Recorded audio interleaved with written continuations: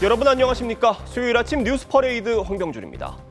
김문수 국민의힘 대선 후보가 오늘 오후 6시 한덕수 후보와 만납니다. 김 후보는 입장문을 통해 더 이상의 논쟁은 없어야 한다고 강조했는데 당과 보수 진영의 단일화 압박 속에 전향적인 태도를 보인 것으로 풀이됩니다. 변정현 기자입니다. 김문수 국민의힘 대선 후보는 영남권 유세 도중 당에서 대선 후보를 끌어내리려 한다며 일정을 돌연 중단했습니다. 일정을 지금 시점부터 중단을 하겠습니다. 그리고 서울로 올라가서 단일화 설득을 위해 자신을 만나러 오던 지도부와의 면담도 거부했습니다. 하지만 어젯밤 갑자기 입장문을 내고 오늘 오후 6시 한덕수 후보와 단독으로 만나겠다는 계획을 밝혔습니다. 김 후보가 제안한 약속이라며 단일화와 관련해 더 이상 불필요한 논쟁은 없어야 한다고 설명했습니다. 당을 향해서는 오늘 실시하기로 한 여론조사를 즉각 중단해야 한다며 지도부는 더 이상 단일화에 개입하지 말라고 했습니다. 앞서 지도부는 어제 의원총회에서 전체 당원을 대상으로 단일화 찬반을 묻는 조사를 실시하겠다고 밝혔습니다. 지도부는 아직 단일화가 성사되지 않은 만큼 찬반 조사 진행 등을 계속할 방침으로 파악됐습니다. 개입하지 않을 만큼 단일화가 되면 당 지도부도 관여하거나 개입할 이유가 없겠죠. 제발 좀 그래줬으면 좋겠습니다. 김 후보는 경선에 참여했던 모든 후보들과도 따로 만나 현안 등을 논의할 계획도 밝혔습니다. 김 후보의 이런 태도는 당 지도부와 일부 의원의 공세에 맞서 단일화 논의를 주도하겠다는 뜻으로 풀이됩니다. TV조선 변정현입니다. 더불어민주당은 오늘 허위사실 공표죄 조항을 손질하는 공직선거법 개정안을 단독 처리할 예정입니다. 개정안이 발효되면 이재명 후보가 대통령이 될 경우 면소 판결을 받을 수 있어 이 후보의 혐의와 재판을 사실상 무력화하는 맞춤 법안이란 지적이 나옵니다. 윤소아 기자입니다. 더불어민주당이 오늘 국회 행정안전위원회를 열고 단독 처리를 시도하는 건 공직선거법 개정안. 현재 공직선거법 250조 1항은 선거 당선을 목적으로 방송이나 유세 과정에서 허위사실을 공표하는 것을 막고 있는데 개정안이 통과되면 허위사실 공표 구성 요건 중 행위라는 용어가 빠지게 됩니다. 허위사실 공표죄 처벌 대상에 자신이 한 행위에 대한 진술, 이 부분을 포함시키는 것이 맞나, 이것도 학계의 오랜 논쟁거리였습니다. 이 부분을 처리할 것인지 여부를 검토하기로 했고요. 앞서 대법원은 이재명 후보 선거법 위반 사건에서 이른바 골프장과 백현동 발언이 허위 사실 공표라고 판단해 유죄 취지로 파기환송을 결정한 상황입니다. 이 때문에 민주당이 선거법을 개정해 이 후보에 대한 법원의 처벌 근거 자체를 없애려고 한다는 지적도 나옵니다. 개정안이 발효되면 이 후보는 법조항 폐지로 처벌할 수 없게 되는 면소 판결을 받을 수 있습니다. 민주당은 이와 함께 대통령에 당선되면 형사 재판이 정지되는 개정안도 법사위에서 통과시킬 예정입니다. 국민의힘은 사법 인질극이나 다름없다며 법 위에 후보를 세우겠다는 오만한 발상이라고 비판했습니다. TV조선 윤서아입니다. 네, 오늘 15일 진행되는 이재명 후보의 공직선거법 파기환송심 첫 재판에 이 후보는 출석할 가능성이 낮게 평가되고 있습니다. 이럴 경우 재판부는 다음 재판 기일 때 이 후보가 출석하지 않아도 바로 선고할 수 있게 되는데요. 다만 이 후보가 재판부 기피 신청을 하게 되면 재판 지연은 불가피해 보입니다. 김도형 기자의 보도입니다. 오는 15일 선거법 위반 파기환송심 첫 공판에 이재명 후보가 나오지 않으면 재판부는 다시 공판 기일을 정하게 됩니다. 형사소송법에 따르면 피고인이 두 번째 기일에도 정당한 사유 없이 불출석할 경우 재판부는 피고인 진술 없이 바로 선고할 수 있습니다. 대법원이 유죄 취지로 돌려보낸 사건이라 이 후보로선 대선 전 파기환송심 선고가 나오는 게 부담스러운 상황입니다. 마음껏 날짜를 잡아서 골석 재판을 하고 마음껏 선고를 하는 이런 상황이 오면 큰일이기 때문에 이 때문에 이 후보가 법관 기피 신청을 할 가능성이 거론됩니다. 기피 신청이 접수되면 서울고법 내 다른 재판부가 판단할 때까지 재판이 중단됩니다. 이 후보는 지난해 12월 대북 송금 사건에서 법관 기피 신청을 냈고 각하될 때까지 4달간 재판이 중단된 바 있습니다. 이 후보가 소환장 수령을 피할 가능성도 거론되지만 법원의 신속한 조치로 지연 가능성은 낮습니다. 파기환송심 재판부는 대법원 선고 하루 만인 지난 2일 우편과 함께 법원 집행관을 통한 인편 송달에도 나섰습니다. 만약 이 후보 측이 소환장 수령을 거부하면 집행관은 의원실에 놓고 오기만 해도 전달된 것으로 간주하는 유치 송달을 할 수 있습니다. TV조선 김도영입니다. 네, 한국수력 원자력의 26조 원 규모 체코 신규 원전 사업에 제동이 걸렸습니다. 체코 법원이 수주에서 탈락한 프랑스 경쟁사의 이의 제기 절차가 마무리될 때까지 계약 체결 중단을 명령한 건데 당초 오늘로 예정됐었던 한수원과 현지 발주사 간의 계약 체결식도 연기가 불가피해졌습니다. 윤수영 기자의 보도입니다. 지난달 체코 정부가 발표한 체코 신규 원전 사업자로 최종 선정된 한수원은 현지 시간 7일 최종 계약 체결식을 진행할 예정이었습니다. 하지만 체코 법원에 의해 체결에 제동이 걸렸습니다. 체코 브루노 지방법원이 원전 수주 입찰 경쟁에서 탈락한 프랑스 전력공사의 이의제기 절차가 마무리되기 전까지는 한수원과 발주사인 체코전력공사 자회사 간 최종 계약 서명을 중지하라 결정한 겁니다. 체코 법원은 계약이 체결된다면 프랑스 입찰 경쟁자가 법원에서 유리한 판결을 받더라도 계약을 따낼 기회를 잃게 된다고 설명했습니다. 체코 정부는 지난달 30일 강요회의를 열고 관련 예산을 승인한 뒤 한수원과 180억 달러, 우리 돈 25조 8천억 원 규모의 계약에 서명할 예정이라고 발표했습니다. 유럽 첫 원전 수출에 대규모 특사단을 보낸 정부도 당혹스런 모습입니다. 계약 체결식 참석을 위해 현지로 향한 산업통상자원부 안덕근 장관과 국토교통부 박상우 장관 등 합동대표단은 발길을 돌리게 됐습니다. 체코 당국은 가처분 결정에 대해 항소할지를 검토하는 것으로 알려졌습니다. 최종 계약식은 가처분 항소가 받아들여지거나 본안 소송이 마무리될 때까지 연기가 불가피할 전망입니다. 체코 신규 원전 건설은 두코바니와 테물린 원전 4기를 건설하는 사업으로 체코 투자 역사상 최대 규모입니다. TV조선 윤수영입니다.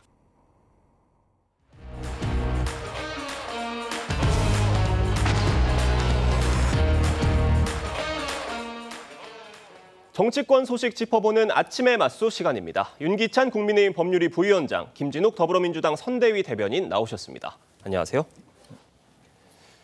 대선이 오늘로써 27일 앞으로 다가왔습니다. 국민의힘에선 한덕수 후보와의 단일화를 놓고 지도부와 김문수 후보가 정면으로 충돌했습니다. 영상으로 보겠습니다.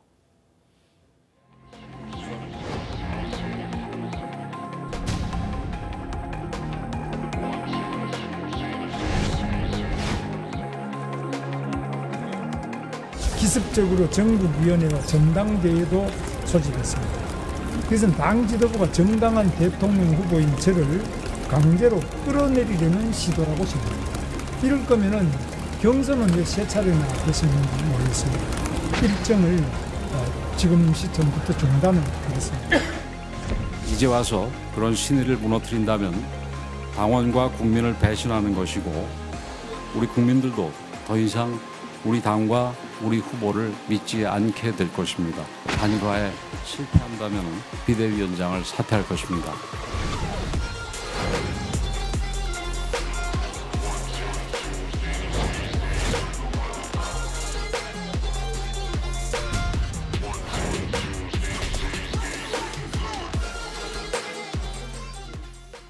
김문수 후보가 경선 과정에서는 자신이 후보로 선출이 되면은 신속한 단일화를 하겠다라고 여러 차례 약속하고 공언을 했었거든요. 그래서 당 안팎에서 예상할 수 있었던 단일화 그림이 있었는데 지금 그 그림과는 많이 다르게 흘러가고 있는 것 같습니다. 어떻게 보십니까? 좀 답답한 부분이 없잖아 있는데요. 예. 어쨌든 김문수 후보의 이제 경쟁력을 보고 당원들이 찍은 부분도 많이 있겠지만 그 경쟁력 중에 하나는 이제 다른 정치 세력을 더하겠다라는 단일화 측면도 작용을 했거든요. 그것을 보고 찍은 당원들도 많이 있기 때문에 그것에 대해서는 입장은 단일화를 하겠다 안 하겠다 그러니까 하지 않겠다는 의미가 아니다 이런 취지 말씀 주시지만 단일화라는 것은 사실 일정이 중요한 거죠. 언제 하느냐에 따라서 그 효과가 극대화되기도 하고 또 상당히 줄기도 하기 때문에 언제까지 하겠다라는 로드맵을 먼저 제시한 이후에 그다음에 거기에 대해서 이제 당과의 조율 또는 상대 후보와의 조율 이런 과정을 거쳐야 되는데 아예 그런 로드맵 자체를 제시하지 않고 계시죠. 그냥 안 한다는 게 아니다. 그리고 그냥 다니시기 때문에 사실은 이걸 보는 당원들은 정말 답답하죠. 왜냐하면 이재명 후보의 경우에는 민주당에 열심히 선거운동하고 다니고 계시거든요. 뭐 선거운동은 아니죠. 운동 기간은 아니지만 그렇다면 국민을 만나고 다니시는데 우리는 서로 그 후보끼리 조율하고 당을 피해 뭐 도망 다닌다는 표현은 뭐하지만 어쨌든 피해 다니시고 하기 때문에 이걸 보는 당원들 입장은 매우 답답하다 이런 상황입니다. 네, 어제 그런 숨바꼭질 같은 상황도 벌어졌었고 일단 김문수 후보가 입장문을 냈습니다. 오늘 오후 6시에 한덕수 후보를 만날 예정이에요. 자, 민주당 중앙선대위 대변인에 임명되신 김진욱 대변인님, 지금 민주당에서는 어떻게 보고 계십니까? 일단 지금 국민의힘의 이 단일화 과정을 보면 단일화라고 쓰고 있지만 사실상 후보 교체라고 읽어야 되는 것 아니냐 이렇게 지금 상황이 보여집니다. 이런 상황이라면 굳이 왜 국민의힘은 그 어려운 경선을 당내 경선을 그렇게 오랜 시간 동안 치열하게 치루었는가라는 비판적 목소리가 나올 수밖에 없는 것 같고요.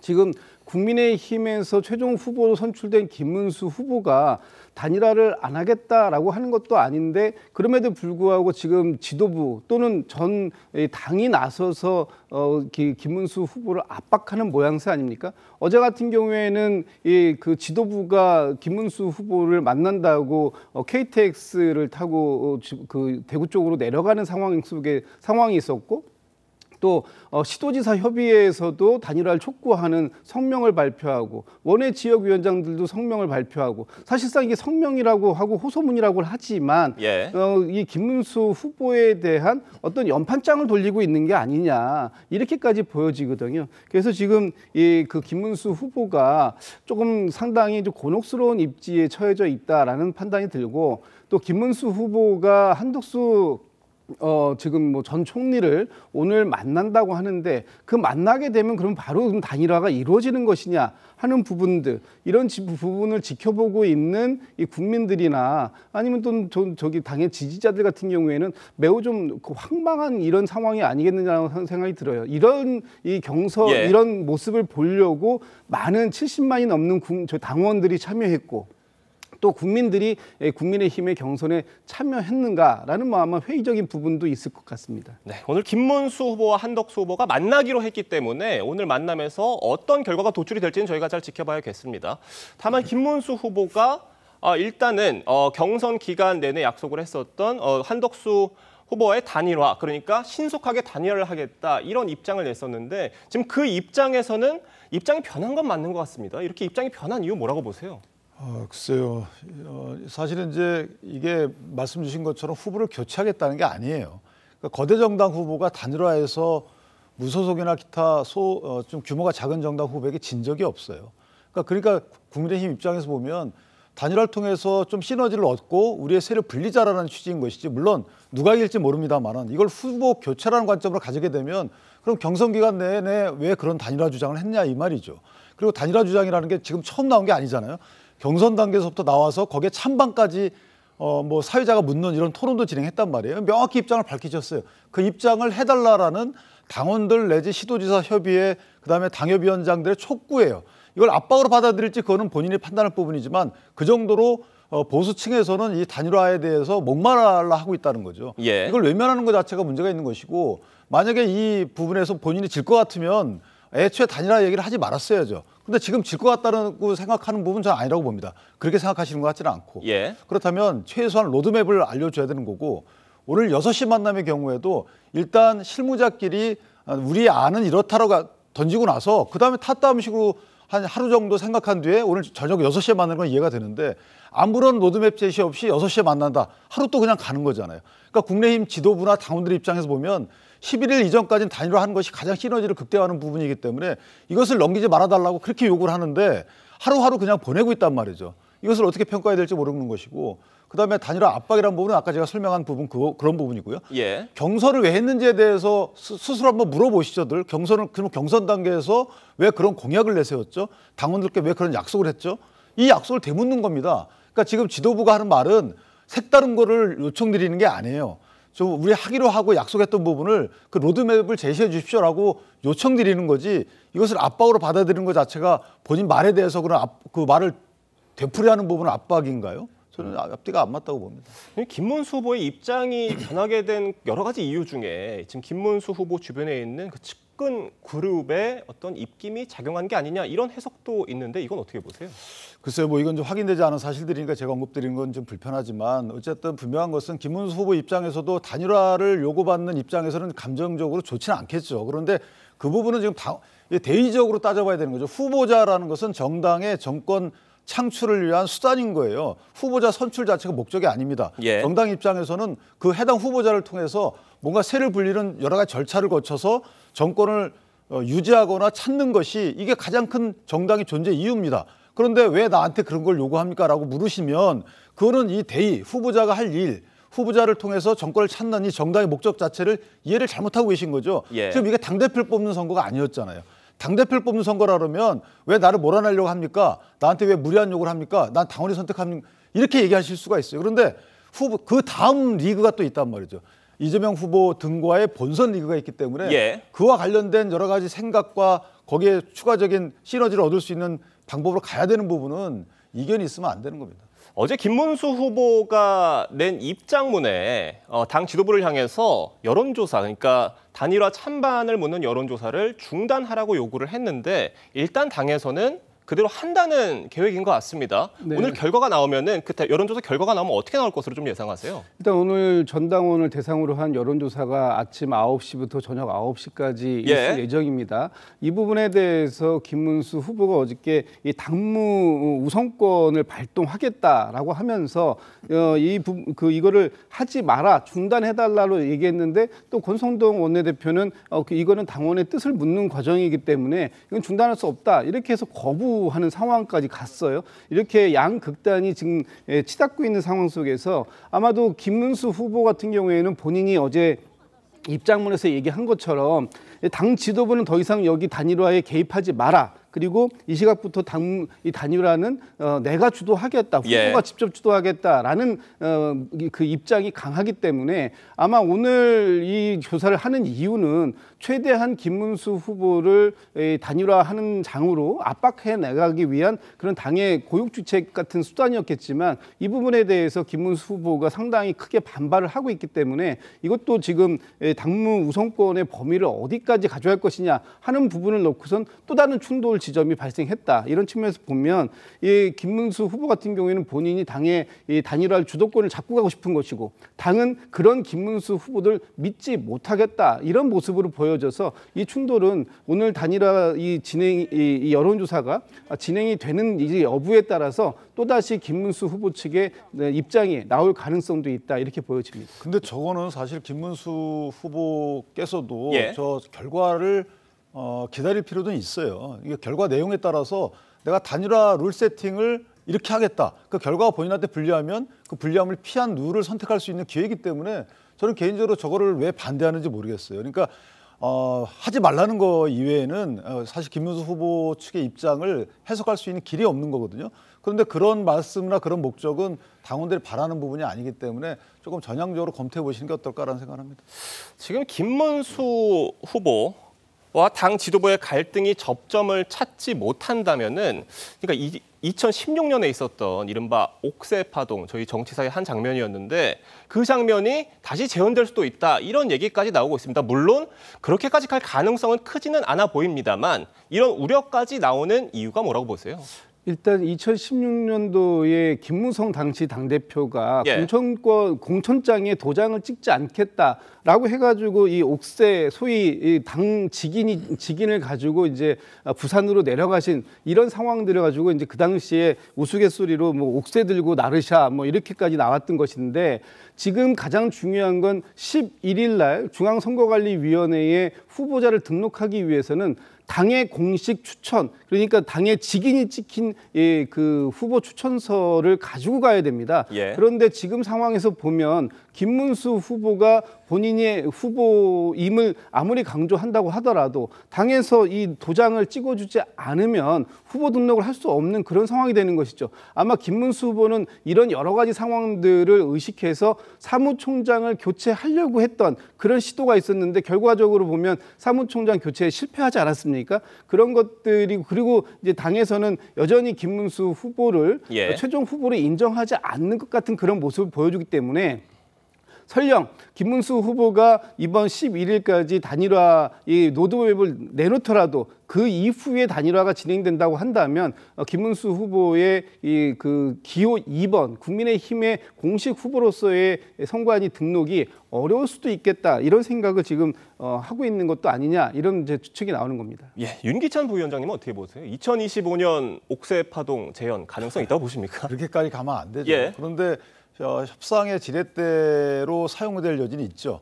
그러니까 최악의 경우 이런 사태를 피하기 위해서 단일화를 위해서 전향적 입장을 내주십사라고 말씀드릴 때 그런 사례를 언급할 수는 있어도 그렇게까지 가면 이거는 지구 선거를 시작하는 거기 때문에 절대 안 되는 거고 지금 하루하루 져가고 있는 거예요. 사실 지금 하루가 급한데 왜 이런 부정적인 이슈가 계속 오르내리도록 서로 간의 전향적 입장 그리고 불가능한 얘기들을 하는 게 아니거든요. 그리고 새로운 얘기들도 하는 게 아닙니다. 하고자 했던 거 본인도 하겠다고 했던 거를 자 지금 합시다라고 했더니 거기에 대해서 발을 빼고 있기 때문에 이 부분은 당원들도 이제 실망하는 분들이 많이 나타나고 저도 전화를 많이 받습니다. 도대체 이해가 안 되는 부분이 왜 이런 거 갖고 이렇게까지 끌어야 되는지 또 왜 이런 거 갖고 이렇게 우리가 논의를 해야 되는지 이 부분이 도저히 이해가 안 가요. 따라서 2016년도 옥새 파도까지 소환되는 이 마당이면 이제는 결단할 때가 아닌가 싶습니다. 네, 오늘 오후 6시 김문수, 한덕수 후보와의 만남에서 이 많은 당원들이 원하는 결과가 나올지 잘 지켜봐야 될 것 같습니다. 지금 이런 가운데 한덕수 후보는요, 정치권 인사들을 잇따라 만나면서 개헌 빅텐트 행보를 이어가고 있습니다. 어제 이낙연 새미래민주당 상임 고문과의 회동 장면 보고 오겠습니다. 얼마나 고생하셨어요. 그래 시간을 주셔서 감사합니다. 안쪽으로 제가요. 아이고. 3년 뒤에는 제가 물러나서 이제 새로운 또 정치 세력이 좋은 나라를 만들 수 있도록 개헌과 그것을 통한 제7공화국 출범을 위해서 3년 과도 정부를 운영하겠다는 말씀도 저하고 완전히 일치했습니다. 이낙연 상임 고문과의 만남 어떻게 보셨습니까? 저는 뭐 지금 어제 뭐 개헌을 연대 고리로 해서 연대의 가능성을 타진했다 이렇게 뭐 말씀들을 하시지만 사실 지금 이게 그 한덕수 전 총리가 지금 얘기하고 있는 시대 정신 그것이 개헌이다 이렇게도 어제도 말씀을 하시더라고요. 근데 저는 본질을 잘못 보고 있다. 지금의 시대 정신은 개헌이 아니라 지금 먹고 사는 문제, 경제를 활성화하고 민생 경제를 회복하는 것이다. 그런 것들을 잘 이루기 위한 수단, 도구로서의 개헌은 필요하다. 이렇게 말씀을 하시는 건데 이게 주객이 전도된 게 아닌가라는 생각이 들고 저 두 분의 단일화가 뭐 이루어질지는 모르겠습니다만 저 두 분이 만난다고 해서 과연 빅텐트다 이렇게 얘기할 수 있겠는가. 그리고 지금 저 두 분에게 저는 공의에 좀 묻고 싶은 게 있습니다. 만약에 두 분 중에 한 분이 대통령의 혹이라도 되신다면 그렇다면 윤석열 전 대통령에 대한 사면복권은 가능한 겁니까? 어떻게 지금 이 상황 속에서 아직도 여전히 내란이 종식되지 않았다라고 보는 많은 국민들께서 지난 12.3 비상계엄의 내란 사태에 대해서 이 두 분의 공식적인 입장은 무엇인지 묻고 있는데 그런 얘기들은 다 하지 않으시고 오로지 개헌 하나만 하면 또 정략적으로 정치적으로 이재명 후보 한 사람만 당선시키지 않는 것이라면 이것이 시대 정신인 것처럼 말씀하시는 것들이 과연 합당한 말씀들인가 하는 부분에 있어서는 상당한 의문점을 갖고 있습니다. 네, 그러니까 그 부분은 사실은 조금 오해하신 것 같은데 어쨌든 이낙연 전 지사와 그다음에 그 한 정 총리의 경우에는 개헌이라는 것이 목적이 아니라고 얘기를 해요. 지금 현재 우리나라 정치 풍토를 보면 극단적인 진영 대결이 거의 일상화돼 있고 그 진영 대결 속에 사실 그 진영에 숨어 있는 진영에 안주하고 있는 정치 때문에 비합리적 경제 정책이 나오고 있다는 거잖아요. 그러니까 수기 과정이 없으니까 한쪽에서 결정하는 정책이 경제 정책이 되다 보니까 이게 비합리적으로 가고 이것이 국민과 국가의 이득이 안 된다는 거예요. 따라서 개헌을 반드시 해야지만 이런 제도적 틀을 갖춘다는 거에 대해 공감한다는 거고 거기에 대해서는 국민의힘도 공감을 하고 있거든요. 따라서 이 부분은 수단이지만 자체가 목적일 수 있기 때문에 상당히 중요한 거고 이를 연결고리로 제 세력이 모일 수 있는 그런 하나의 모멘텀 될 수 있겠다 싶습니다. 알겠습니다. 다음 소식으로 넘어가 보겠습니다. 현장 민생 행보를 이어가고 있는 민주당 이재명 후보가 사법부를 겨냥한 착심 발언을 내놨습니다. 직접 들어보겠습니다.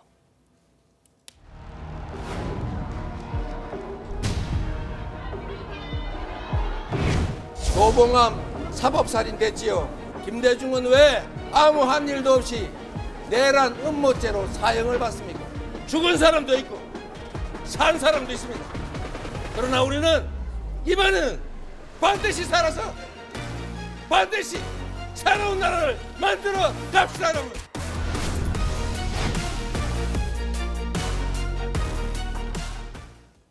자, 들으신 대로입니다. 이재명 후보가 이제 본인이 처한 상황을 이제 독립운동가 조봉암 선생 또 김대중 전 대통령에 빗댄 겁니다. 그러니까 자신이 사법 살인에 당할 위기에 처해 있다 이렇게 얘기를 한 거예요. 어떻게 들으셨습니까? 그러니까 저렇게 예를 제시하시면 국민들은 직관적으로 그렇구나라고 오해하실 수도 있는데 조봉암 선생 사건은 사실 1959년인가 있었던 일입니다. 그러니까 농지개혁을 이승만 대통령과 같이 한 이후에 어쨌든 정치적으로 문제가 있는 판결을 받으신 건 맞아요. 그런데 그 조봉암 사건을 바로잡은 것은 2011년도의 판결이에요. 대법원 판결입니다. 지금은 바로잡는 시대입니다. 왜곡하는 시대가 아닌 거고. 예. 따라서 바로잡는 시대에 이재명 대표에 대한 여러 가지 사법 리스크가 불거진 거예요. 그렇다면 어떻게 평가해야 될 거예요? 조봉암 시대의 잣대로 주장을 하시지만 실제는 2011년도 잣대로 평가를 해야 된다는 부분인 거죠. 김대중 전 대통령도 마찬가지입니다. 1980년도에 있었던 엄혹한 시대에 있었던 일들이에요. 그것을 바로잡은 것은 최근의 일입니다. 그렇다면 이재명 대표에게 불거졌던 여러 가지 사법 리스크는 2022년도, 2021년도 이때 있었던 일들입니다. 여기에 대해서 현재 사법 시스템이 그 사법 시스템 작동을 통해서 지금 재판이 진행 중인 거예요. 그럼 사과를 하셔야지 저 부분을 조봉암 전 선생이나 김대중 전 대통령 그런 이전에 왜곡됐던 그때 사법 체계 갖고 갖다 붙인다는 게 말이 안 되는 거고 지금은 바로잡는 사법 시스템에 의한 기소와 재판이다. 이게 맞습니다. 당에서는 이번 사법부의 파기환송 결정에 대해서 굉장히 강도 높게 비판을 하는 모습을 보여는 왔었습니다. 다만 이재명 대표는 한 발 빠져 있는 모습이었는데 어제 현장 모습을 보니까 그게 아닌 것 같아요. 본인의 입으로 강하게 비판을 했습니다. 전략이 바뀐 겁니까? 전략이 바뀌었다기보다는요. 어제 상황에서는 그런 말씀을 하실 필요가 있었다 이렇게 보는 것 같습니다. 사람이 죽는 방법에는 두 가지가 있는 거죠. 물리적으로 죽을 수도 있고 또 정치적으로도 죽을 수 있는 겁니다. 그런데 지금 이재명 후보 같은 경우에는 작년 1월 달에 물리적인 테러를 통해서 사실 죽음에 이를 수 있었던 그런 상황까지 경험했던 적이 있었습니다.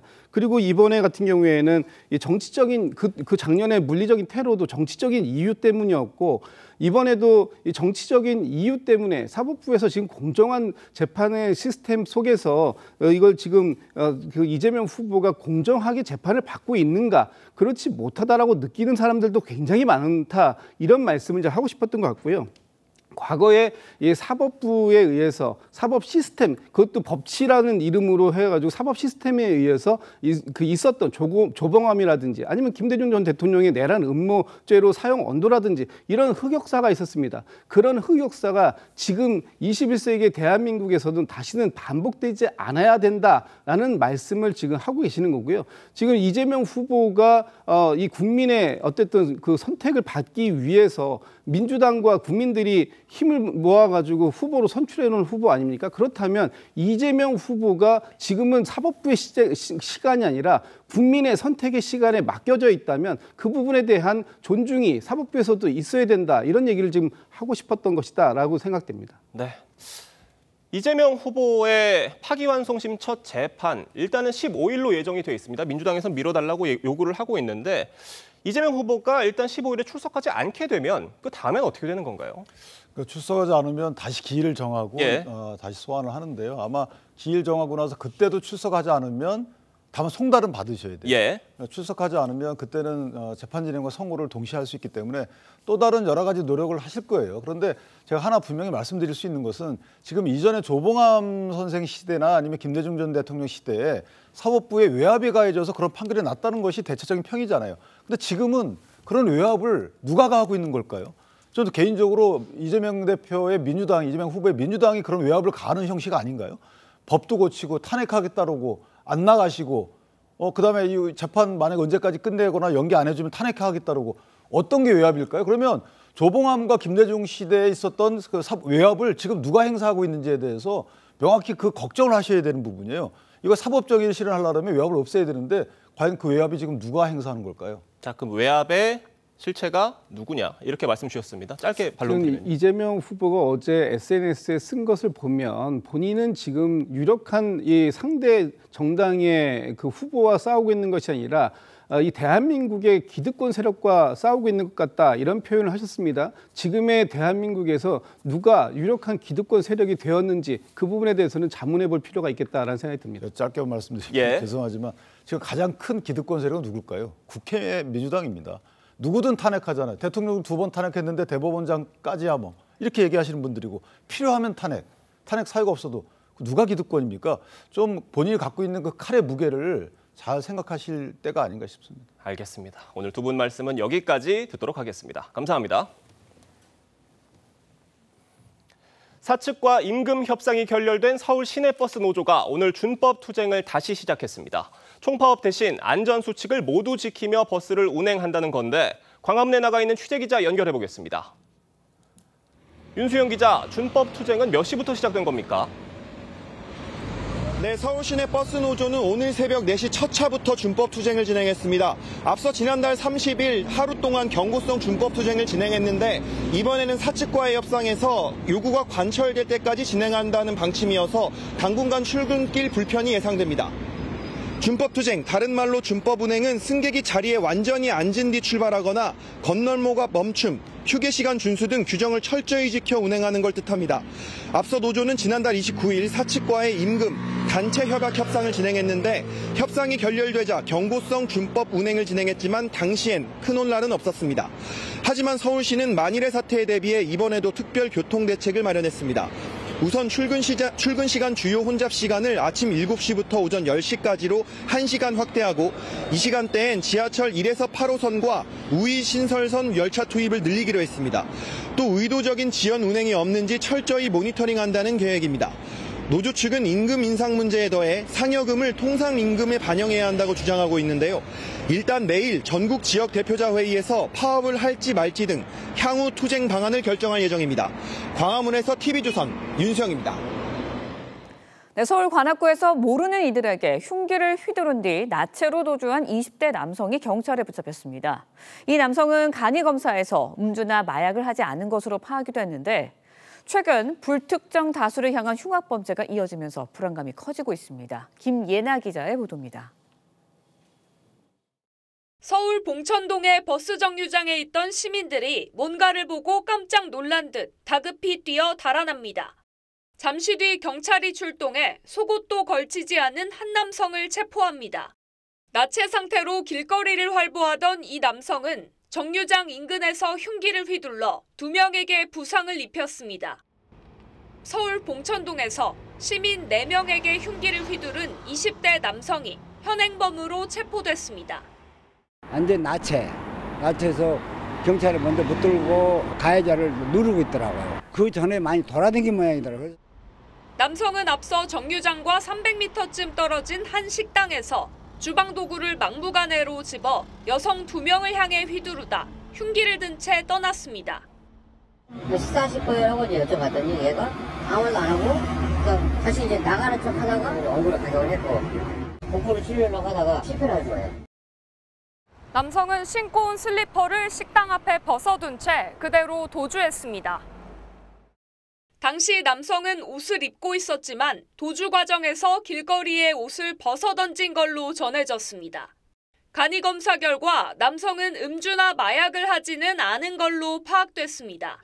범행 동기를 조사 중인 경찰은 구속영장 신청을 검토하고 있습니다. TV조선 김예나입니다.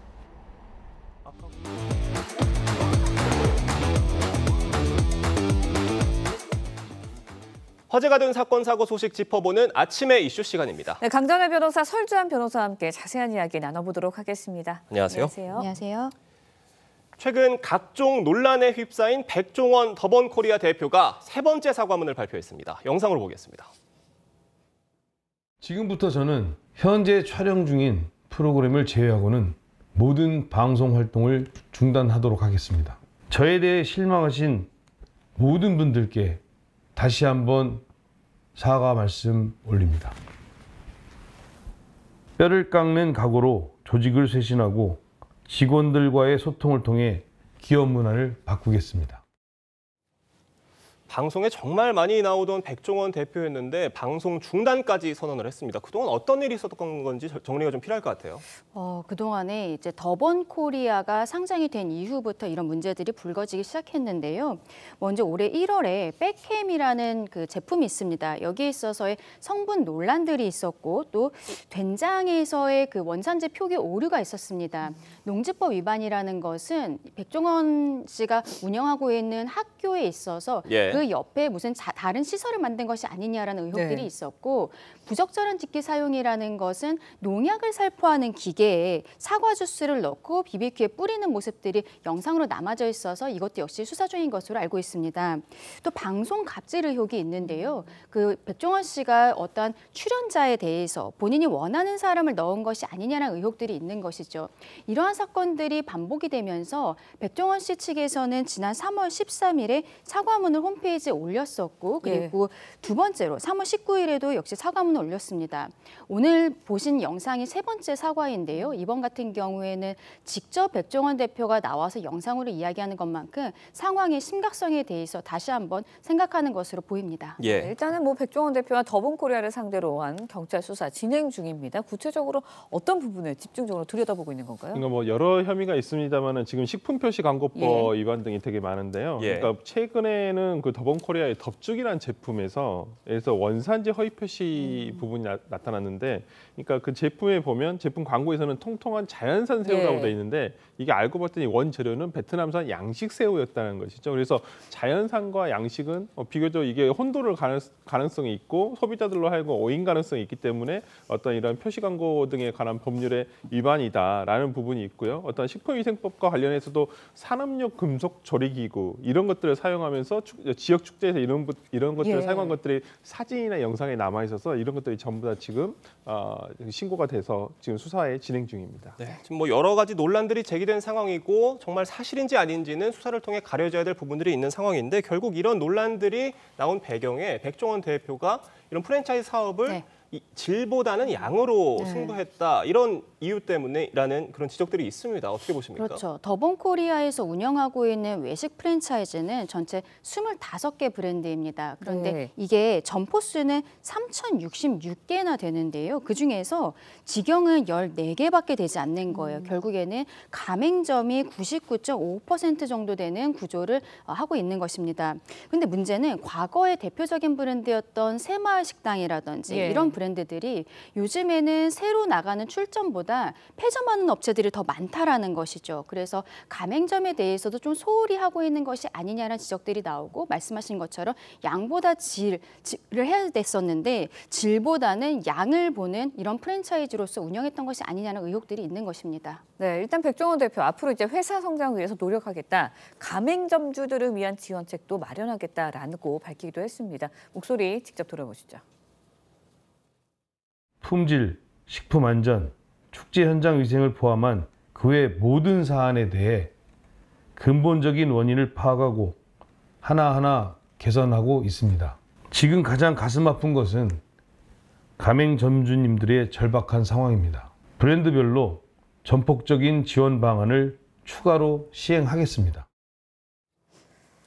백종원 씨, 뭐 어쨌든 자기 사업도 사업이지만 그동안 방송 활동도 굉장히 활발히 해왔잖아요. 그렇다 보니까 이번 사태가 그렇게 활동을 여러 가지로 하다 보니까 일어난 거 아니냐 이런 분석도 있던데 어떻게 보세요? 근데 이건 백종원 씨의 방송 활동만을 문제 삼을 수는 없을 것 같습니다. 일단 백종원 씨가 이끌고 있었던 더본코리아의 사업 어떤 그 확장의 가장 주요 전략이 대표인 백종원 씨가 방송을 하면서 홍보를 하는 것이고 그 홍보 활동 과정에서 어떤 자사의 제품이나 이런 것들을 PPL은 아니겠지만 간접적으로 노출을 시키고 또 이렇게 백종원 대표가 활발한 방송 활동을 함으로써 가맹점 모집을 계속 하게끔 돼 있었던 것이거든요. 그러한 부분에서 방송 활동을 접는다. 그러니까 이 부분은 저는 이게 문제가 불거진 것이 상장 이후로 계속 불거지고 있는 것이거든요. 그렇다고 한다면 백종원 대표도 기존에 어떻게 본인이 그냥 개인 사업체로서 이끌고 있으면서 어떤 본인의 아이디어나 어떤 네. 방송에서 보여줬던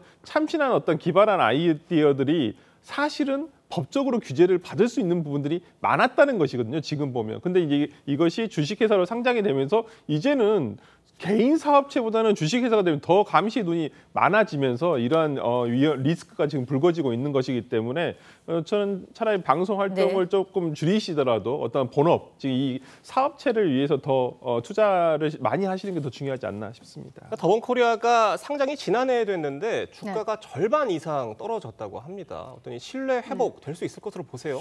지금 백종원 씨 측에서는 2025년을 창업 원년의 해로서 삼겠다라고 네. 이야기를 하면서 어떠한 개선의 의지를 보여주고 있는데요. 작년 11월에 더본코리아가 상장이 되었습니다. 그때 공모가는 34,000원이었고 상장 당일 같은 경우에는 굉장히 관심이 많이 모여서 그렇죠. 51%가 오른 51,400원까지 올라갔어요. 그런데 올해 2025년이 되고서는 공모가인 34,000원은 올라간 적이 단 한 번도 없었던 것입니다. 지난 2일에 장 마감을 할 때는 26,950원이었던 것이죠. 이러한 것들이 결국에는 계속되고 있는 이런 악재가 주식에도 주가에도 그 영향을 미치고 있는 것이 아닌가 하는 지적들이 나오고 있는 것이고 백종원 씨와 더본코리아에서는 개선을 하겠다라고 하는데 조금 더 지켜봐야 될 것으로 보입니다. 알겠습니다. 강전애 변호사, 설주환 변호사 두 분과 자세히 이야기 나눠봤습니다. 두 분 말씀 여기까지 듣겠습니다. 감사합니다. 고맙습니다. 차기 교황을 뽑기 위한 추기경들의 비밀 투표 콘클라베가 현지 시간으로 오늘 바티칸에서 막을 올립니다. 선거에 참여하는 추기경 133명 전원도 바티칸에 도착했습니다. 콘클라베가 진행되는 시스티나 성당은 철통 보안이 유지되고 바티칸 대부분 지역에서 휴대전화 통신도 제한됩니다. 이루라 기자의 보도입니다. 콘클라베 전 마지막 회의에 참석하는 추기경들에게 취재진이 따라붙습니다. How is the preparation going for the conclave? As the Holy Spirit leads us. 우리 시각으로 7일 밤 10시 70개국에서 모인 추기경 133명이 비밀 투표를 시작합니다. 추기경들의 개인 휴대전화는 모두 수거되고 신도들이 많이 모이는 성베드로 광장을 제외한 바티칸 영토 대부분 지역에서 휴대전화 통신이 차단됩니다. 추기경들은 마지막 비공개 회의에서 새 교황은 현실 속 사람들과 가까운 목자여야 한다는 공감대를 이룬 것으로 알려졌습니다. No, czuję się bardzo podekscytowana, nie mogę się doczekać nowego wyboru papieża. No i myślę, że trzeba się dużo za to modlić. 콘클라베 특성상 후보군은 따로 없지만 언론 등이 추측한 유력 후보군들을 놓고 견제가 시작됐습니다. 교황청 2인자이자 유력 후보인 이탈리아 파롤린 추기경은 건강 이상설이, 아시아의 프란치스코라 불리는 필리핀의 타글레 추기경은 때 아닌 과거 노래 영상으로 구설에 올랐습니다. 여기에 프랑스 대통령 개입설, 미국 보수 진영의 로비설까지 더해졌습니다. 이런 혼전은 판돈만 264억 원에 달하는 베팅 사이트에서도 그대로 드러납니다. 새 교황은 과연 언제 선출될지 콘클라베에 전 세계의 시선이 쏠리고 있습니다. TV조선 이루라입니다.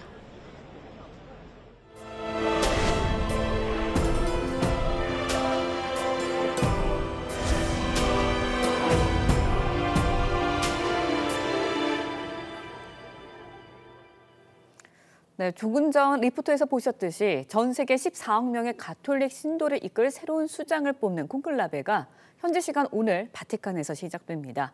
오늘부터 133명의 추기경이 새로운 교황이 선출될 때까지 무기명 투표를 이어가게 되는데요. 국제부 이루라 기자와 함께 좀 더 자세한 이야기 알아보도록 하겠습니다.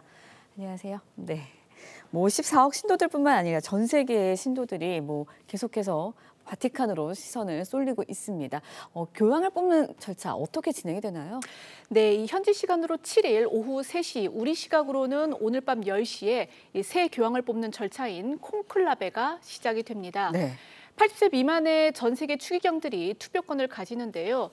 이번에는 이 70개국에서 총 133명이 모였습니다. 원래는 이 135명인데 2명이 건강상 이유로 해서 불참을 했죠. 이 추기경 출신국을 놓고 봤을 때 70개국 역대 최다입니다.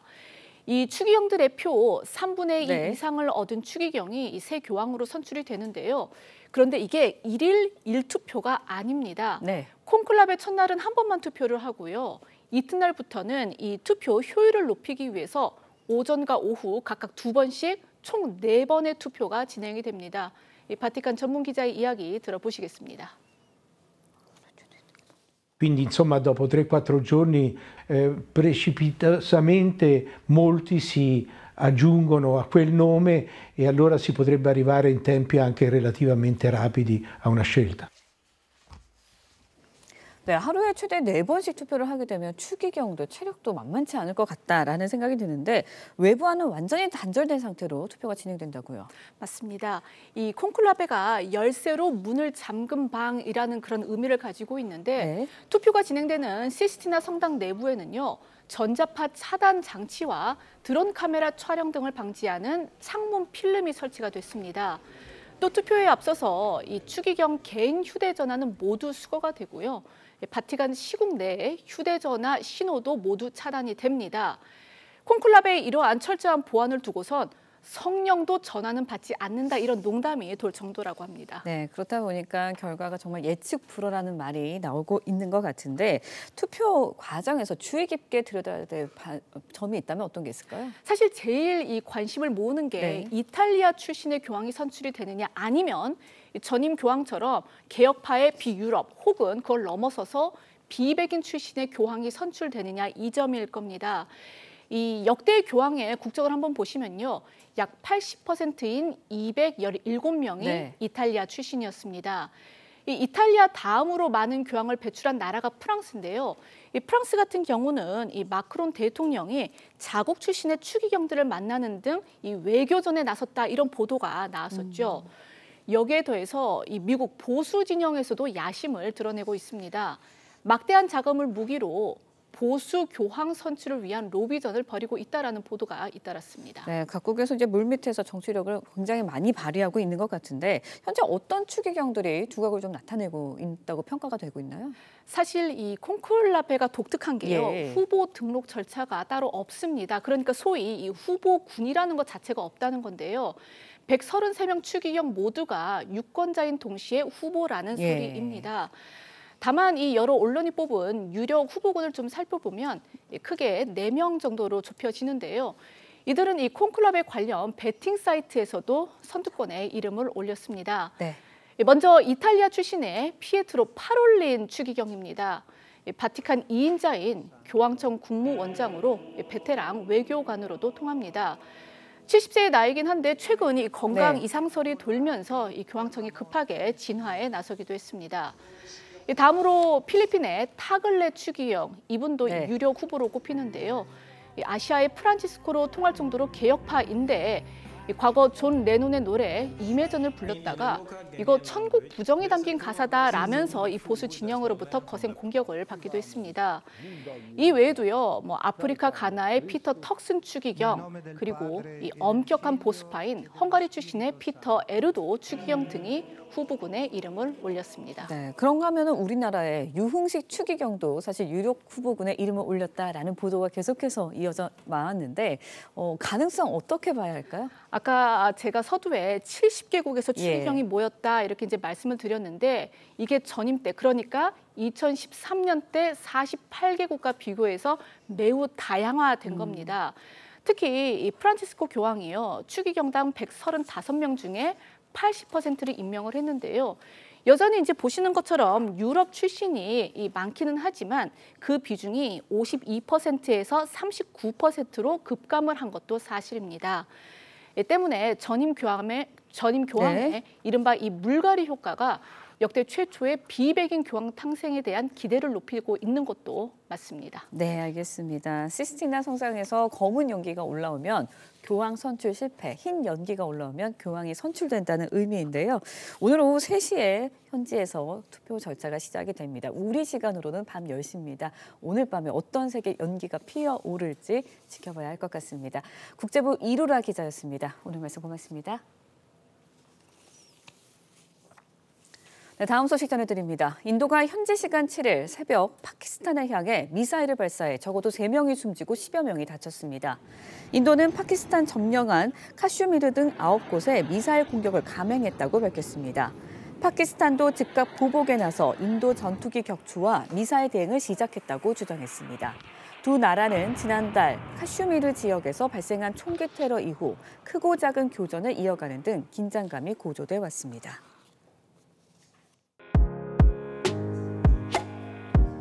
렌즈에 담긴 순간 그 의미를 짚어보는 시간이죠. 사진 기자가 선택한 아침의 한 장입니다. 오늘은 조선일보 사진부 장면성 기자와 함께합니다. 안녕하세요. 오늘 볼 사진 어떤 건가요? 미국 샌프란시스코의 외딴 섬에 설치된 알카트라즈 감옥의 모습입니다. 숀 코넬리 주연 영화 더록의 배경이기도 했죠. 알카트라즈 감옥이 60년 만에 부활할 전망입니다. 현장 모습 사진으로 만나보시죠. 한때 최악의 감옥으로 불렸던 미국 샌프란시스코의 알카트라즈 감옥 뒤로 태양이 떠오르고 있습니다. 1934년부터 29년 동안 미국 연방정부의 교도소로 운영됐었는데요. 시설 운영 비용 부담이 커지면서 1963년 폐쇄해 현재는 관람객에게 개방하고 있습니다. 이런 가운데 최근 트럼프 미국 대통령이 이곳을 재정비해 교도소 기능을 부활시킬 것을 지시했습니다. 교도소가 섬에 설치되어 있다니 참 독특한데 최악의 교도소로 불렸던 특별한 이유가 있나요? 네, 알카트라즈는 주변이 온통 차가운 바다로 사실상 탈옥이 불가능한 교도소로 불렸는데요. 360개의 독방과 수감자 4명당 1명꼴로 배치된 교도관, 그리고 탈옥이 힘든 주변 환경까지 맞물린 결과입니다. 그동안 탈출에 성공한 사례가 없다는 게 미 정부의 공식 입장인데요. 트럼프 미국 대통령은 사회 혼란을 퍼뜨리는 연쇄 범죄자들을 용납하지 않겠다며 알카트라즈의 부활을 명령했습니다. 주요 관광 명소를 교도소로 다시 탈바꿈시킨다는 게 가능할지 궁금하네요. 지금까지 아침의 한 장이었습니다. 흐렸던 연휴를 뒤로하고 오늘은 맑은 하늘이 드러나겠습니다. 서울의 아침 기온 9.9도로 다소 쌀쌀하지만 한낮에는 20도까지 오르며 온화하겠는데요. 다만 크게 벌어지는 일교차에는 유의하시기 바랍니다. 아침까지 남부 내륙을 중심으로 안개가 짙게 끼겠습니다. 곳에 따라 가시거리 200m 안팎으로 좁혀진 곳들이 있습니다. 오늘 한낮에는 어제보다 기온이 크게 오르겠는데요. 서울 20도, 춘천과 대전 22도, 대구 23도 예상됩니다. 어버이날인 내일은 서울의 낮 기온이 25도까지 오르며 따뜻하겠고요. 금요일에는 전국 대부분 지방에 비가 내리겠고 남해안과 제주에는 강하고 많은 양의 비가 예상됩니다. 저는 오늘을 끝으로 마지막 인사를 드립니다. 매일 아침 시청자 여러분께 날씨와 유익한 생활 정보를 전하기 위해 최선을 다하던 순간이 뒤돌아보니 저에게 가장 빛났던 시간이었습니다. 그동안 함께해 주셔서 진심으로 감사드리며 언제나 건강하시길 바랍니다. 오늘의 날씨 이나일입니다. 이상으로 수요일 뉴스 퍼레이드 마칩니다. 네, 저희는 내일 아침 7시 30분에 다시 찾아뵙겠습니다. 시청해 주신 여러분 고맙습니다.